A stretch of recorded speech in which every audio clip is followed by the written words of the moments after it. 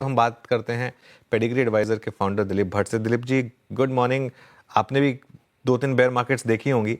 बताइए इस मार्केट से कैसे नेविगेट किया जाए, और रिटेल जो इस मार्केट में चट्टान की तरह खड़ा रहा है पिछले 3-4 साल में, जब एफआईएस की लगातार सेलिंग रही है, उनके लिए क्या एडवाइस होगी आप? Good morning Anuj ji. I think market ने ऑलवेज, हमने यही देखा है कि मार्केट कभी भी एक एक्सेस कमिट कर लेता है। अगर एक अब अंडर प्राइस से ओवर प्राइस में जाता है, ओवर प्राइस से अंडर प्राइस में जाता है। सो मुझे लगता है we are still seeing that phenomena कि अभी जो गिरावट देखने को मिल रही है, जिस तरह से जो हमने डेसिमेशन और कैपिटुलेशन देखा है कि बड़े स्टॉक हो या फिर छोटे स्टॉकों में, तो मुझे लगता है ये टिपिकल एक फेज होता है कि जहां पर पेसिमिज्म भी एक्सेस हो जाता है, और जहां जैसे बुल मोमेंटम में ऑप्टिमिज्म एक्सेस हो जाता है। तो इस लेवल पे शायद थोड़ा बहुत निवेश करने का, थोड़ा बहुत इन्वेस्ट कर सकते हैं, जरूर कर सकते हैं, यही मानकर कि यहां से भी और भी थोड़ा बहुत गिर सकता है।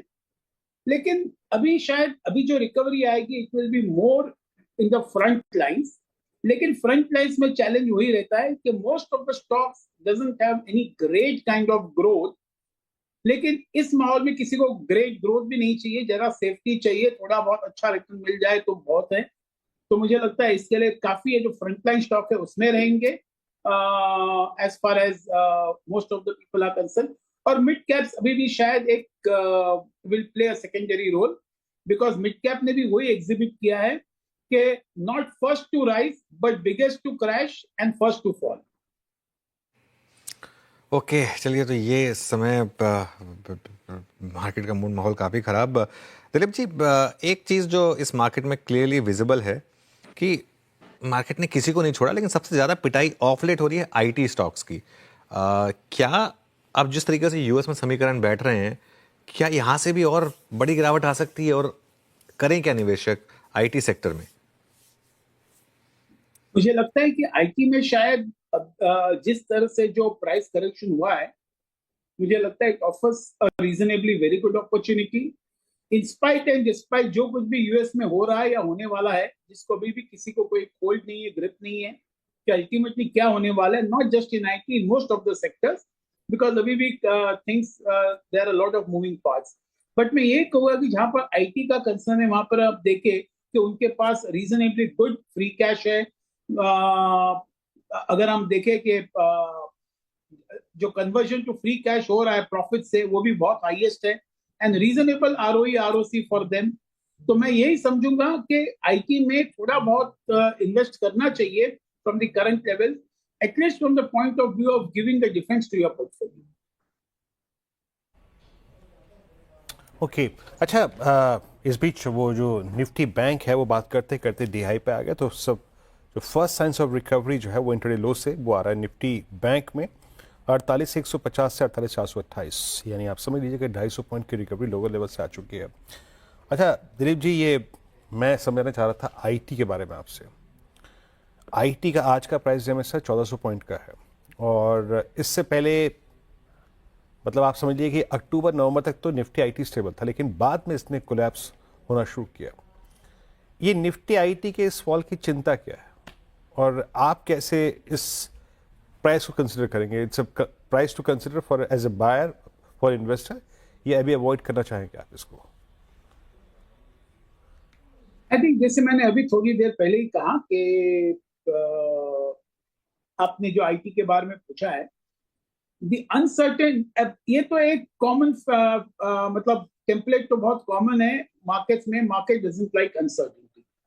और आईटी में भी जिस तरह से अनसर्टेनिटी बना हुआ था, और जिस तरह से थोड़े बहुत प्राइसेस भी अच्छे खासे इन एन ओवरऑल मार्केट जो खड़े हुए थे, मुझे लगता है कि शायद that also give way for a good correction for profit booking.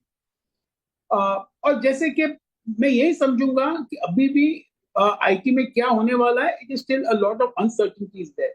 But जिस तरह से ये जो आईटी के कंपनीज है, जो वेरी वेल मैनेज्ड कंपनीज हैं, फ्री कैश कन्वर्जन है, फ्री कैश फ्लोज है, returns on equity also is reasonably good, तो इसमें जरूर इन्वेस्ट करना चाहिए, at least from a defence, to give your defence to your portfolio. And maybe जब भी ये मार्केट रिकवर होके आगे बढ़ेगा, I think IT also will play a very prominent role in the recovery.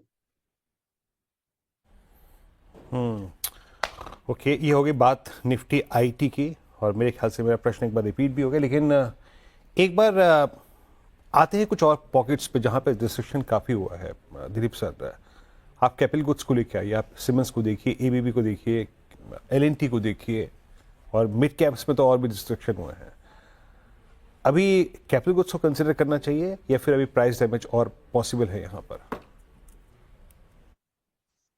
एक तो ये बात जरूर है कि जितने भी हाई पी स्टॉक थे वो हाई पी स्टॉक को जरूर एक अच्छी तरह से पिट दिया है मार्केट ने, और अच्छी तरह से करेक्शन भी आ गया है। पहले तो यही मैं मानता हूं कि अगर आप सीमेंस ले लो, एबीबी ले लो, या फिर हिताची एनर्जी ले लो, आप जी ले लो, स्नाइडर ले लो, सब बहुत, I think P wise they are one of the highest. और जहां तक हम कैपेक्स देखें, हमने देखा कि पिछले साल जो 24-25 में, इस साल में कैपेक्स कुछ खास हुआ नहीं, जिसकी वजह से हमारी जीडीपी ग्रोथ भी नहीं आई। और ये जो नया बजट आया उसमें भी कोई खास कैपेक्स का फोकस नहीं है। तो मुझे लगता है शायद ये सेक्टर यहीं पर पड़ा रहेगा, शायद साइडवेज मूवमेंट रहेगा, क्योंकि यहाँ पर अभी भी stocks are not very cheap. और एक होप बनाए रखना कि शायद ये हो जाएगा तो भी शायद थोड़ा बहुत पी वापस आ जाए, लेकिन यहाँ से whether one should buy them, no, I'm not so sure on that. Okay, चलिए अब कुछ और स्टॉक्स देखते हैं जहां पर इस समय मूव्स ठीक ठाक आ रहे हैं। जैसे बिरू ने कहा कि एटलीस्ट कुछ साइंस ऑफ रिकवरी यहां पर विजिबल है। एक बार आप रिलायंस का चार्ट लेकर आइए जरा इंटरडे में, और रिलायंस अब कोशिश कर रहा है निफ्टी को संभालने की। डे हाई के करीब रिलायंस आता हुआ, HDFC bank already day high पर है, तो एटलीस्ट दो बड़े स्टॉक्स वो डे हाई पर आ रहे हैं। यहाँ पर थोड़ा सा मोमेंटम आपको बिल्ड होगा, होता हुआ दिखाई देगा। दिलीप जी, कल बड़ा एक्सीडेंट हुआ था केबल और वायर स्टॉक्स में। आप देखिए पॉलीकैब, KEI, RR काबिल, हेवेल्स, ये सब स्टॉक्स में बहुत भयंकर पिटाई। 1800 करोड़ की अल्ट्राटेक इन्वेस्टमेंट कर रहा है और 50,000 करोड़ का मार्केट कैप साफ हो गया यहाँ पर। ये क्या मौके दे रहा है स्टॉक्स? आज अच्छा बाउंस बैक है कुछ स्टॉक्स में। अनुज जी देखिए, जरूर एक तो ये बेयर मार्केट है, और किसी को कुछ एक रीजन भी चाहिए था कि जरा हाई पी स्टॉक्स और थोड़े जरा स्टॉक्स जो बहुत अच्छे चल गए उसको जरा एक करेक्ट कर ले, प्रॉफिट बुक कर ले। ये तो एक बात हो गई, लेकिन दूसरी बात ये भी समझना चाहिए कि अगर हमने देखा था कि पेंट इंडस्ट्री में भी जब ग्रासिम ने 10,000 करोड़ का इन्वेस्टमेंट के बारे में बात किया था, तभी सबको लगा बहुत अर्ली साइंस है। लेकिन हम आज देख रहे हैं शायद 1-1.5 साल के बाद कि किस तरह से पेंट इंडस्ट्री को इस ग्रासिम और JSW के शेयरों में एंटायर पेंट इंडस्ट्री का पी करेक्शन हो गया। मुझे लगता है इसी एनालॉजी को मैं कंपेयर करूंगा कि जैसे अल्ट्राटेक अगर एक 1800 करोड़ का कैपेक्स करने वाला है तो शायद इसका इंपैक्ट आएगा, लेकिन बहुत अर्ली स्टेज है। लेकिन मार्केट कब इसको डिस्काउंट करती है वो तो शायद anybody can make a guess. Maybe थोड़ा बाउंस बैक आएगा, लेकिन जिस तरह से अल्ट्राटेक स्पेंड करेगी, मुझे लगता है और एक फॉर्मेडेबल प्लेयर आ जाएगा, तो थोड़ा बहुत जो करेक्शन हुआ है और भी शायद थोड़ा करेक्शन हो जाए इन द लॉन्ग रन, तो कोई नई बात नहीं होगी। I won't be in a hurry to commit in this particular industry at the moment. Okay, क्या इंडस्ट्रीज यहाँ पे आपका भी हो गया। चलिए एक दो स्पेस को और यहाँ पे कंसिडर कर लेते हैं जहाँ पे थोड़ा पेन बड़ा था।